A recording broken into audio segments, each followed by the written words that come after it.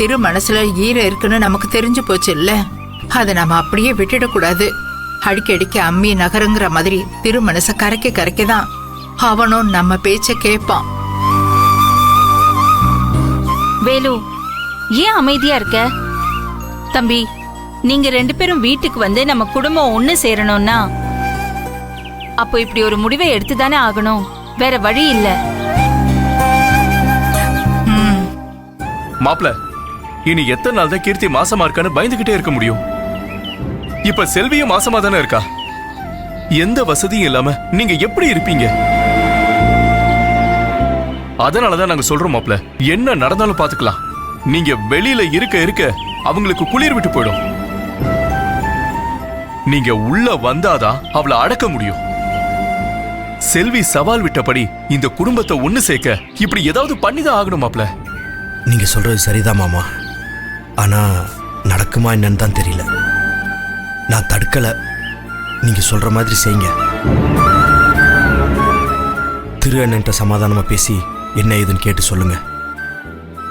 அங்க நாங்க எல்லாமே வர்றதுக்கு தயார். நல்லா கேட்டுக்கங்க, அவருடைய சம்மதம் ரொம்ப ரொம்ப முக்கியம்.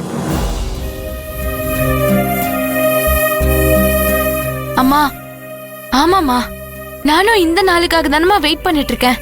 அண்ணன் கிட்ட எப்படியாவது பேசி அவருக்கு எப்படியாவது புரிய வைங்கம்மா. நாம எல்லாரும் ஒன்னா இருக்கலாமா? முடிஞ்ச வரைக்கும் நாம முயற்சி பண்ணுவோம் பூஜா. அதுக்கப்புறம் அந்த கடவுள் விட்ட வழி. நீங்க எல்லாம் இப்படி கஷ்டப்படுறதை என்னால தாங்கிக்க முடியல. அழாதீங்க அத்தை, எங்களுக்கு இதுல எந்த கஷ்டமும் இல்ல. உங்க எல்லாரோட ஆசீர்வாதத்தோட நாங்க சொந்தமா கடை போட்டு சுயமா நிக்கிறோம். நீ என்னைக்கு உன் கஷ்டத்தை வெளியில சொல்லிருக்க செல்வி, ஆனா எங்களால இத பார்க்க முடியலமா, மனசு கேட்கல. திரு கிட்ட பேசி கண்டிப்பா ஒரு முடிவு எடுக்கிறோம். நீங்க இவ்ளோ சொல்லும் போது நாங்க என்ன வேண்டான்னு சொல்ல முடியும்? மாமா கிட்ட பேசிட்டு சொல்லுங்க. சரிம்மா, நாங்க கிளம்புறோம். நீ பார்த்து பத்திரமா இரு. கஷ்டமான வேலை எதுவும் நீ செய்யக்கூடாது, சரியா? அத்தை, இவங்களாம் என்ன செய்ய விட்டுருவாங்களா என்ன? அம்மா, நீ கவலைப்படாம போமா. உன் மருமகளை நாங்க பத்திரமா பாத்துக்கிறோம்.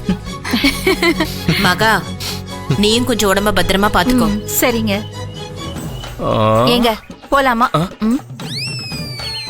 என்னங்க யோசிக்கிறீங்க? என்னமோ ராக்கெட் விடுற மாதிரி மேலேயே பார்த்து யோசிக்கிறீங்க. இல்ல, மாப்பிள்ள செல்வியை தூக்கிட்டு வந்த மாதிரி நானும் உன்னை தூக்கலாமான்னு யோசிக்கிறேன்.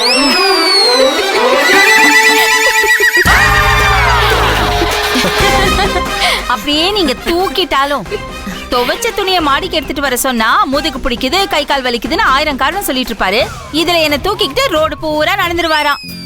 மகா, எதுக்கு இதெல்லாம் வெளியில சொல்லிக்கிட்டு? விடு, தேவையில்லாம டேமேஜ் ஆகுதுல்ல. சரி, ஓகே மாப்பிள்ள, கிளம்புறேன். அம்மா வரமா? சரி, நாங்க போயிட்டு வரோம். வரேன். வாங்க.